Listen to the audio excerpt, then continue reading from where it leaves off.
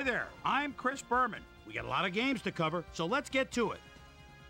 In our first game this week, we had the Cardinals win this one to the tune of 13 points. Charles Tillman stepped it up this week and gave his team some added firepower for the win. We had an interesting free agency pickup of note here. Trey's got the lowdown for us. Trey? All right, Chris.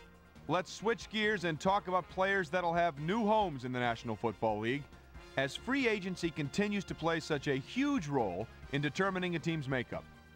Lee Suggs will have a new place to call home as he accepts a new contract. 4 years, $3.5 million, plus a $1.0 million signing bonus. In a long-standing NFC rivalry, we had the Lions pick up win number 2. Brian Westbrook rushed for 2 touchdowns and helped his Eagles beat the Steelers. In the city by the bay, San Francisco, we had the 49ers get nipped by 3 points. Packers, Cowboys.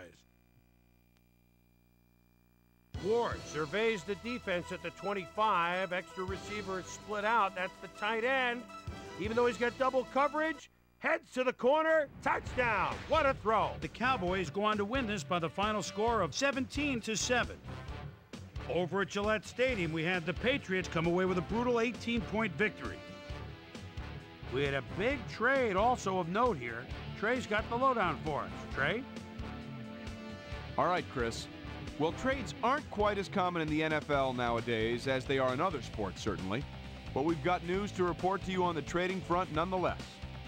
Takeo Spikes leaves the Bills and is on the move to the Redskins. So expect him to provide some stability to that existing core of linebackers. In exchange, they'll get someone to beef up their roster.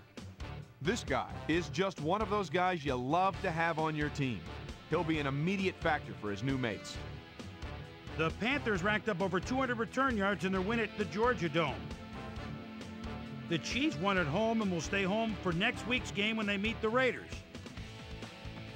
Franklin stepped it up this week and gave his team some added firepower for the win. Seahawks, Saints.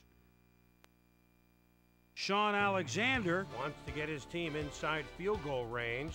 Gets the handoff at the 42. Oh, he may do more than that. He shakes too. He could go all the way. Touchdown. The Seahawks win this one by the final score of 17-14. In a long-standing AFC rivalry, we had the Titans pick up their 3rd win of the season. We had a big injury in this one, and Trey has the lowdown for us. Trey? All right, Boomer, thanks. Before we get to the big news of the week, let's do a quick shakedown on the rest of the NFL's injuries. Dante Stallworth might be the biggest loss on this list. Tests at the stadium revealed a broken kneecap, so he'll be out for the rest of the regular season. There's a chance, however, they'll get him back for the playoffs. Now we'll move on to our top story of the day. McBride is going to find himself in street clothes for the time being, and that'll be a major blow to this club. So that'll do it for now. Chris, let's send it back to you. Eli Manning threw for 2 touchdowns and helped his Giants beat the Vikings. And in our final game, we had the Bengals come away victorious. So another week in the books here on ESPN, but what do you say we hand out a few game balls before we go? Here's my primetime players. That'll do it, sports fans. I'm Chris Berman, and thanks so much for joining us here in the Bristol studios. We'll see you next week right here on ESPN, the worldwide leader in sports.